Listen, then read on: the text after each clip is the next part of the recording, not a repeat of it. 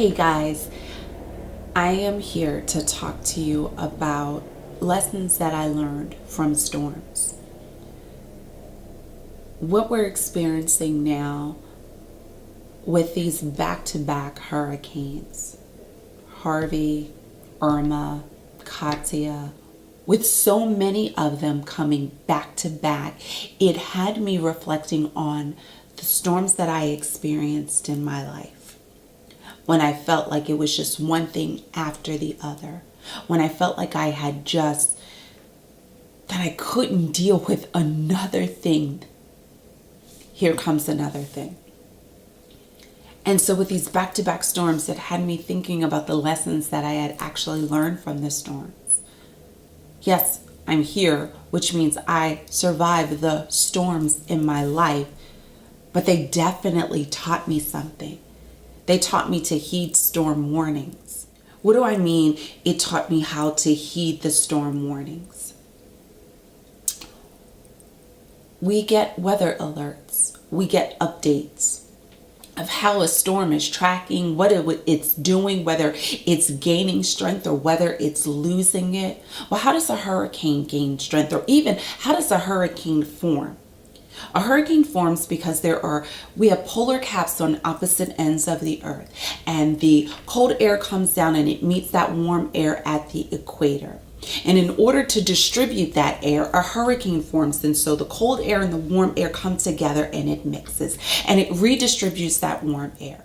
But what happens when they're back to back to back to back? Then destruction happens. We have seen the destruction in Texas, only to be threatened by Irma following closely by it. Again, I remember in my life when I experienced hurricanes, I learned from those storms in my life. I learned to heed the storm warnings. I remember when I received a literal storm warning in my life. My first marriage. The day I was supposed to get married, I went to an urban part of Philadelphia to get my nails done. And I remember on that day that there was a flash flood, and I literally sat in the nail salon crying because I had to get married that day. And why was it raining? And this was bad luck. And, the ladies in the salon encouraging me, saying, no, honey, this is good luck. I ran out to the street to see my car floating down the street in the middle of August. There has never been a flash flood in this part of Philadelphia since that day. God literally sent me a storm warning. We know what the storm warnings are. They're telling us, to either evacuate or to prepare, to bunker down. And I did not heed the warning. How many of us have received storm warnings in our life that we just did not heed? We were told to get out, and we find ourselves saying but I love him. He needs me. I've been through this before. It's not going to be that bad. He didn't mean it this time. I'm going to stay. It's going to be all right. Storm warnings that we did not heed in our lives. And those are just the storm warnings that I received. But what are the storm warnings that you received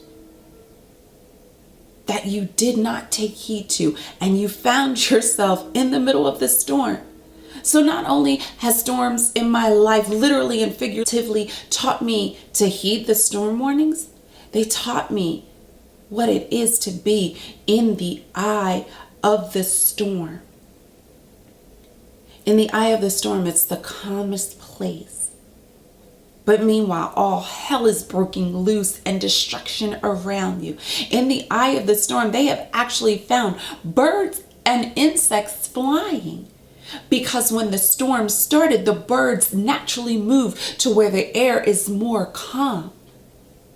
But then they also noted, scientists and meteorologists have also noted that those birds often become tired and die, not because of the storm around them, but that they just got so tired of flying and they didn't have a place to rest, and so they just died of exhaustion.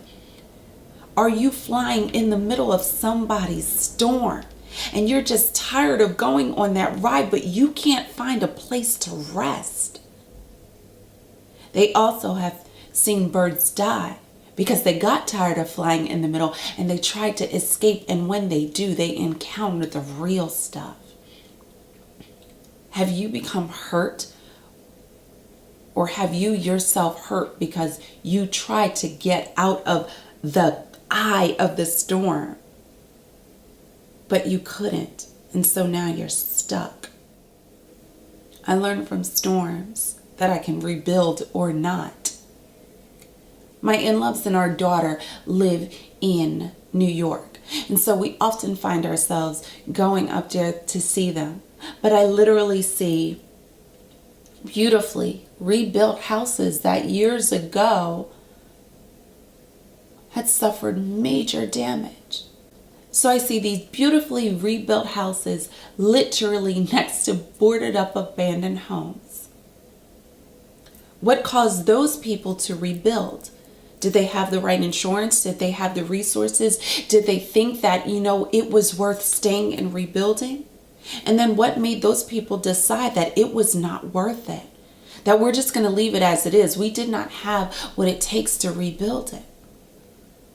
I learned that I can rebuild or not. I'm sitting here because I chose to rebuild. I chose to rebuild the life after my first marriage of being mentally and physically and emotionally abused. I chose to rebuild after I literally seen what I went through kill other people, flying in the eye of the storm. I chose to rebuild because God told me that I am worth it, and I did not have to believe the lies that others and even myself. So I learned from the storms, and so even though we're experiencing back-to-back hurricanes and storms in our lives, we can learn from the storms in our lives. We can learn to heed the storm warnings. We can learn what it means to be in the eye of the storm and how to survive it if we can just hold on.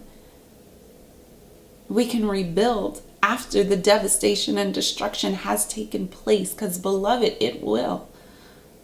Or not. You can choose to be boarded up and broken and perceivedly abandoned. Or you can tap into your God-given potential and know that He is able to do exceedingly and abundantly above all you can ask or think. I learned some lessons from the storm, and I pray that you do too. That even if you're going through a storm in your life right now, you don't have to stay there. Hurricanes eventually die, because once they hit land, they're no longer being fed. I always say the quickest way to kill something is to not feed it. So yes, even though they hit land, they eventually die down because that warm water is not there feeding it. Stop feeding your storms. Yes, they'll die down. And eventually there will be a massive cleanup that has to take place. But if you are invested, God will be with you to help you clean up the mess, to help you to rebuild your life. And not only that, He will send others to clean up with you. May not be the Red Cross, but it will be Jesus. It will be the Holy Spirit. It will be people that He sends into your life to help you to rebuild. Your life is not over. It may seem like all hell is breaking loose. If you are someone who is on the outside of someone that you love, if you're on the outside of their storm and you see the devastation and destruction taking place, be patient with them. It will die, and be there to help them clean up. Be there to love on them. Don't feed their storm, but be there to support them. I love you guys so much. I just really felt like I needed to come and share the lessons that I learned from being in the storm. And I pray that you were able to take it with you and you were able to use these tools. Because it's not a matter of if, it's a matter of when. Please take time to comment how you survived your storm, how you got through, how you made it over, how you helped someone clean up after, or how you rebuilt. I would love to hear, and I'm sure others would too, because I did not do this alone. And we are here for one another. Until we talk again, God bless you and God keep you is my prayer.